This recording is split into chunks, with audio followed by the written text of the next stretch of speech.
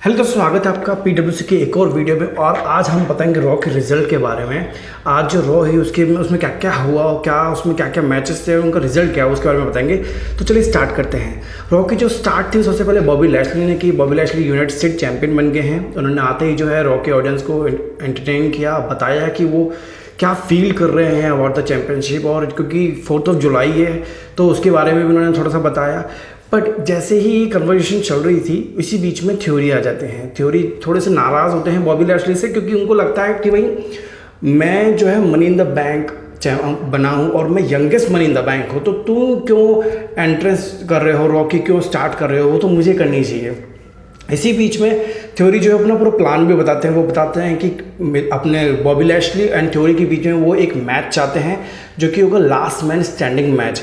और ये मैच जो वो है समर स्लैम में करना चाहते हैं, ताकि समर स्लैम में जब जैसे वो बॉबी लैशली को हराएंगे, जो कि उनकी एक थिंकिंग है, तो वो यूनाइटेड स्टेट चैंपियन बन जाएंगे। इसके बाद वो रोमन रेन और ब्रॉक लेसनर का जो मैच होगा उसमें जो भी जीतेगा उस पर वो money in the bank cash in करेंगे। तो ये एक जो प्लान है थ्योरी ने बताया बॉबी लैशली को।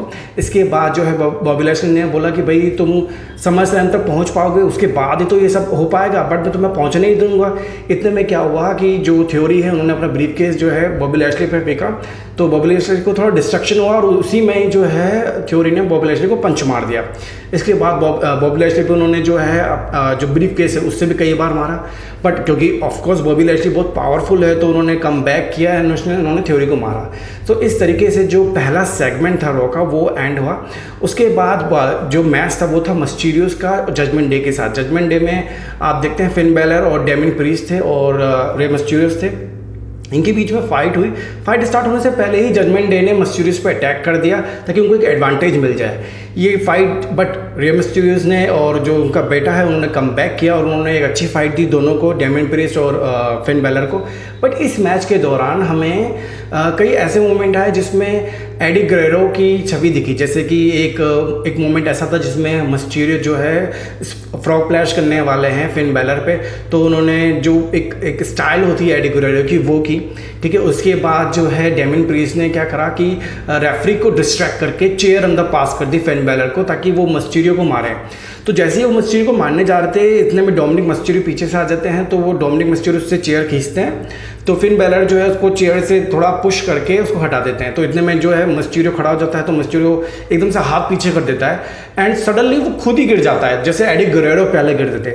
तो जैसे ही वो गिरता है तो उसकी आवाज़ आती है गिरने की, तो एकदम से रेफरी देखता है कि क्या हुआ।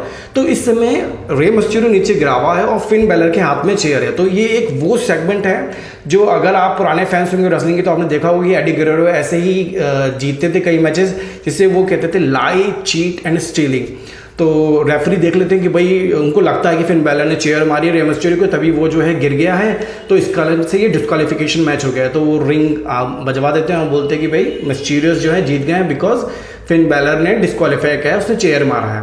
इसके बाद जो है हमारा तीसरा मैच होता है वो होता है मिज वर्सेस एजे स्टाइल का, ठीक है। ये मैच अगेन ऐसा नहीं कहेंगे कि सुपर डुपर मैच था, बट हाँ इसमें कुछ एक्शंस थे, ठीक है। मिज ने कई बार अटैक किया और आपके एजे स्टाइल ने भी कई बार परफॉर्म किया। बट क्या इस मैच में जो सबसे बड़ी खासियत बात थी वो थी एंड में, लाइक जैसे मिज है जैसे वो सबमिशन मूव ट्राई कर रहे थे, तो इतने में क्या है कि एजे स्टाइल उनको जो है मतलब छूट जाते हैं उस सबमिशन मूव से और अपना जो फिनिशिंग मूव है वो परफॉर्म करते हैं। वो परफॉर्म करने के बाद वो मिस को पिन डाउन कर देते 1 2 3, तो मैच वहाँ पे ख़त्म। बट पीछे से जो है सियम्पा आ जाते हैं, ठीक है। वो अटैक करते हैं चैम्पा और क्या बोलते हैं एजे स्टाइल पे, वो एजे स्टाइल को मारते हैं। बट अगेन क्योंकि वो एजे स्टाइल अकेले थे एंड चैम्पा भी अकेले थे, मिस साइड में था, ठीक है, वो मतलब गिरा हुआ था, तो एजे स्टाइल वापस कम बैक करते हैं और उसको पहले किक से उसको सर पे मारते हैं, तो चैम्पा गिर जाता है।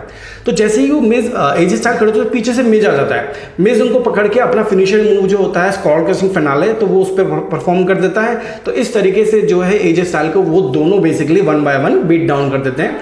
फिर दोनों एक दूसरे से हाथ मिलाते हैं। तो मेरे को ऐसा लगता है कि ये जो प्लानिंग थी ये मिज की पहले से ही थी कि उनको जो है या तो मैच के दरमियान या फिर मैच के बाद में सियम्पा को लेके आना था जो एजे स्टाइल पे अटैक करता, फिर ये दोनों जो है एक दूसरे को मारते और फिर इस तरीके से वो एजे स्टाइल को बीट डाउन करते। बट ऐसा हुआ नहीं, कुछ मोमेंट पे एजे स्टाइल ने कम बैक किया, but end of the day क्योंकि मिस बहुत अपॉर्चुनिस्ट हैं तो उन्होंने मौका देखा और अपना फिनिशिंग मूव लगाया एजे स्टाइल पे, और इस हिसाब से उन्होंने उस पर्टिकुलर मैच को एंड किया। इसके बाद जो एक बेसिकली एक सेगमेंट स्टार्ट था मैच से पहले, जो था लिव मॉर्गन का। आपने देखा होगा money in the bank Liv Morgan के लिए बहुत अच्छा रहा है। लिव मॉर्गन आती हैं, ठीक है, लोगों को अपनी एक्साइटमेंट बताती हैं, अपनी चीज़ें शेयर करती हैं कि भाई मुझे कैसा फील हो रहा है, एंड मैं मतलब लाइक उनका ये ड्रीम था WWE चैंपियन बनने का, तो वो बताती है। तो सडनली उनको इंटरप्ट करने के लिए नटालिया आ जाती हैं। नटालिया आती हैं, उनसे बोलती हैं चैंपियनशिप के बारे में, बट यहाँ पे क्योंकि ये जो प्लान था ये टैग टीम मैच का था, तो जैसे ही नटालिया और लिव मॉर्गन की कन्वर्सेशन चल रही होती है तो बीच में आ जाती हैं अपनी कार्मेला आती है। कार्मेला बोलती है कि भाई ये जो है रॉ है और तुम स्मैकडाउन की चैंपियन, तो तुम यहाँ से फालतू में जाओ, यहाँ पे टाइम वेस्ट मत करो, ठीक है, यहाँ पे सिर्फ रॉ है तो स्मैकडाउन की कोई ज़रूरत नहीं है, तुम स्मैकडाउन की चैंपियन तो यहाँ से जाओ। तो लिव मॉर्गन बोलती है भाई मैं तो नहीं जाऊँगी, अगर तुम्हें मुझे भेजना है तो तुम ट्राई करो। तो इतने में क्या कि कार्मेला और जो नटालिया है वो आंखों ही आंखों में इशारा करके डिसाइड करती है कि वो दोनों ही उसको बीट डाउन करेंगे, तो वो दोनों उसको मारने लग जाती है। जैसे ही मारना स्टार्ट होता है थोड़ी सी बीट डाउन चलती है, इतने में हमारी जो रॉ चैंपियन है बियांका ब्लेयर वो आ जाती हैं, एंड वो जो है लिव मॉर्गन की हेल्प करती हैं एंड दोनों को बीट डाउन करती है। फिर एडम पियर्स आ जाते हैं, क्योंकि ऑफकोर्स ये एक प्री शेड्यूल्ड मैच था, तो एडम पियर्स आते हैं, बोलते हैं कि लेडीज़ आपको जो है डेफिनेटली मौका मिलेगा लड़ाई करने का, तो चलो इसको टैग टीम मैच बना देते हैं। तो यही टैग टीम मैच हो जाता है। तो इस टैग टीम मैच में आपके Liv Morgan and Bianca Blair हैं और दूसरी तरफ है नटालिया एंड कार्मेला। इन दोनों के बीच में फाइट होती है और end of the day Liv Morgan जो है जीतती हैं। आपको कई बार ऐसा दिखेगा कि जो बियांका ब्लेयर है, मैं उनकी जो एथलेटिज्म की तारीफ करता हूँ, लास्ट वीडियो में मैंने ये किया था, तो वो क्यों है, इसमें भी उन्होंने बहुत अच्छे परफॉर्म किया, but end of the day जो लिव मॉर्गन है उन्होंने फिनिशिंग मूव किया एंड नटालिया को उन्होंने हराया। तो इस तरीके से ये जो मैच है ये भी खत्म होता है। इसके बाद जो है सेथ रॉलिंस का मैच आता है। सेथ रॉलिंस का मैच जो है इज़ेकियल के साथ होता है। अब ये मैच की स्टोरी ये स्टार्ट होती है 4 जुलाई के जो पार्टी थी उससे, जिसमें क्या है कि इज़ेकियल जो है स्ट्रीट प्रॉफिट के साथ बातें कर रहा होता है और वो अपने हॉट डॉग में सॉस डालना चाह रहा होता है। तो बातें करते करते उसके हाथ में जो बोतल होती है वो प्रेस हो जाती है और वो पूरा का पूरा सॉस सेथ रॉलिंस के कपड़ों पे आ जाता है, ठीक है। तो उस समय तो सेथ रॉलिंस थोड़ा हंसता है, मतलब जो उसकी ड्रामेटिक हंसी होती है वो हंसता है, बट बाद में जब वो सीरियस होता है तो उससे आपको लगेगा कि कहीं ना कहीं ये मैच शेड्यूल हो जाता है। तो ये मैच जो है होता है रॉ में इज़ेकियल का और सेथ रॉलिंस का। इसमें आप देखेंगे इज़ेकियल की पावर, मतलब लाइक वो रिंग में भी सेथ रॉलिंस को थ्रो करता है, वो आउट ऑफ द रिंग भी सेथ रॉलिंस को जो अनाउंसर एरिया है वहाँ पे उसको थ्रो कर देता है।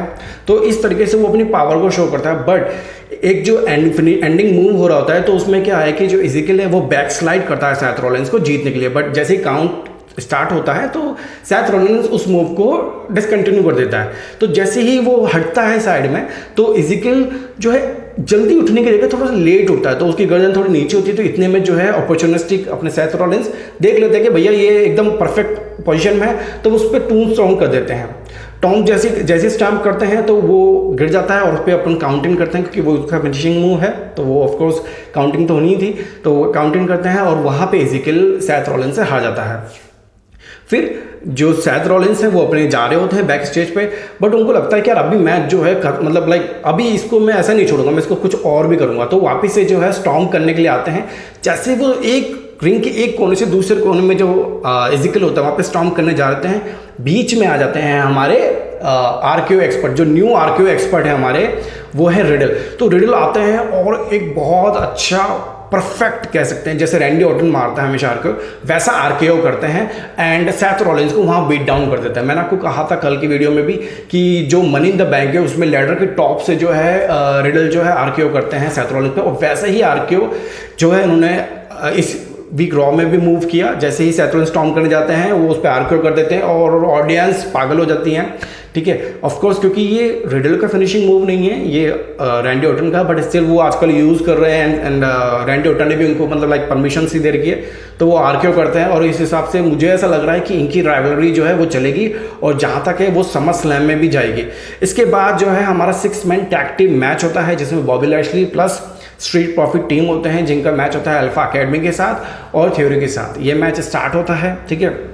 इस मैच में कई ऐसे मोमेंट्स होंगे जैसे जैसे मॉन्टेस फोर्ड और बॉबी लैशली दोनों आर्मी बैकग्राउंड से हैं, तो दोनों जो है उठा लेते हैं और इसे सैल्यूट करते हैं, क्योंकि 4 जुलाई था तो दोनों से सैल्यूट करते हैं और जो है फेंकते हैं अपने अपोनेंट को।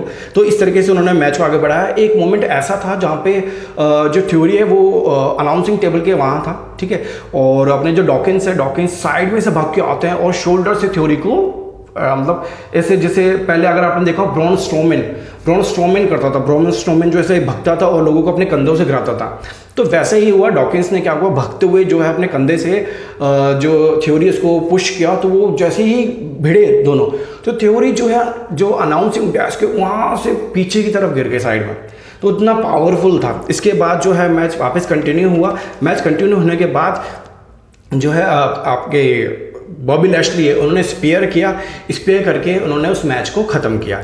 इसके बाद जो है एक छोटा सा सेगमेंट था, जो स्टार्टिंग में एक सेगमेंट था, और बेसिकली अगर आप देख लें इंटरनली तो वो जो आपने अगर नाम सुना हो, देखा भी हो, गॉन्टर का, उसका जो है मैच था आर-ट्रूथ के साथ। आर-ट्रूथ जो है एक फ्लैग ड्रेस में आते हैं, अमेरिकन फ्लैग ड्रेस में आते हैं, तो वहाँ पे जो है फिर वो ऑडियंस से कन्वर्सेशन कर रहे थे, इतने में गॉन्टर आ जाता है, तो वो मैच जो है वो स्टार्ट हो जाता है।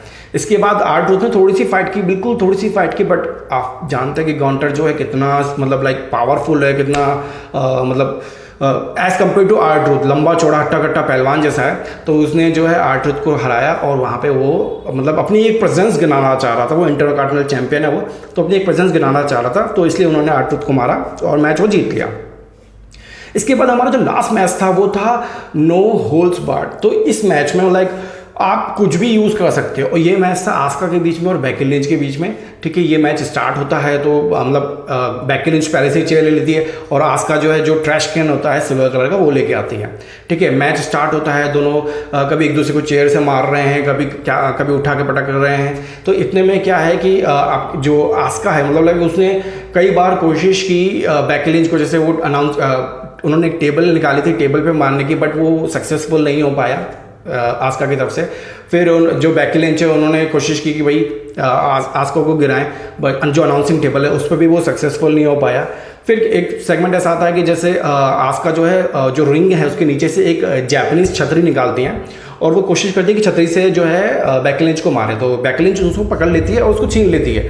फिर बेकी लिंच जैसे ही बेकी लिंच छीनती है तो आस्का जो एक ग्रीन मिस्ट होता है जो उसके मुंह में होता है वो फेंकती है, तो बेकी लिंच फटाफट से छतरी खोल लेती है एंड जो मिस्ट है वो छतरी पे पड़ जाता है, ठीक है। इसके बाद क्या होता है कि जो बेकी लिंच है वो टॉप जो उनका साइड का कॉर्नर था उसको टॉप पे जो है टेबल पहले से ही सेटल्ड होती है, तो साइड में लेके जाती है और आस्का को टॉप से जो है उस टेबल पे गिराती हैं और उसको पिन डाउन करती हैं। तो इस तरीके से जो है बेकी लिंच जो है आस्का पे जीत जाती हैं। ये एक नो होल्ड्स बार्ड था। अब आगे देखना है कि इनकी राइवलरी कितनी आगे चलती है या फिर बेकी लिंच वापस से टाइटल पिक्चर में आती है कि नहीं आती है। तो इस तरीके से जो रॉ के जो सारे मैचेस थे वो कवर्ड हुए एंड यही जो सेगमेंट था कंप्लीट होता है। बट रॉ में क्या हुआ कि कई बार ऐसा आपको देखने को मिलेगा कि एक अलग ही वीडियो क्लिप शो हो रही है, ठीक है, जो मनी इन द बैंक में भी हुई थी, जिसमें वो दिखाते हैं कैंडल्स है, कोई आदमी है, किसी आदमी की परछाई है, मतलब वो कुछ अलग अलग एलिमेंट्स दिखाते हैं। सो वो भी पता नहीं है कि वो कौन है, क्या मतलब कोई सरप्राइज एलिमेंट ऐड हो रहा है रॉ में या फिर WWE में, या फिर कोई पुराना प्लेयर वापस से आ रहा है या किसी का रिटर्न दिखाया जा रहा है, वो उन्होंने क्लियरली नहीं बताया। बट उन्होंने छोटे छोटे क्लिप्स मतलब कुछ छोटे छोटे पार्ट्स को दिखाते हुए एक क्लू छोड़ा कि मतलब वो कुछ बड़ा करने जा रहे हैं। तो ये तो आने वाले रॉ में पता चलेगा या स्मैकडाउन में पता चलेगा कि ये एक्चुअली में जो क्लिप है ये किसकी है और कौन आने वाला है। तो वो हम बाद में देखेंगे जब कोई आएगा, जब हमें कंफर्म्ड होगा कि कौन आ रहा है। बट अभी के लिए इतना ही। एंड अगर आपको ये वीडियो पसंद आई तो प्लीज़ लाइक कीजिएगा, कमेंट कीजिएगा एंड प्लीज़ मुझे ये बताइएगा कि आपको क्या लगता है बॉबी लैशली एंड जो थ्योरी का जो मैच जो अनाउंस हुआ है समर स्लैम के लिए, तो उसमें आपको लगता है कि थ्योरी यूनाइटेड स्टेट चैंपियनशिप जीतने के बाद रोमन रेन और ब्रॉक लेसनर में से जो भी विनर होगा उसको भी बीट कर पाएंगे और यंगेस्ट अनडिस्प्यूटेड चैंपियन बन पाएंगे? तो प्लीज़ कमेंट करके मुझे बताइएगा अपने व्यूज़ को और चैनल को सब्सक्राइब करना ना भूलिएगा। मिलते हैं अगली वीडियो में, बाय।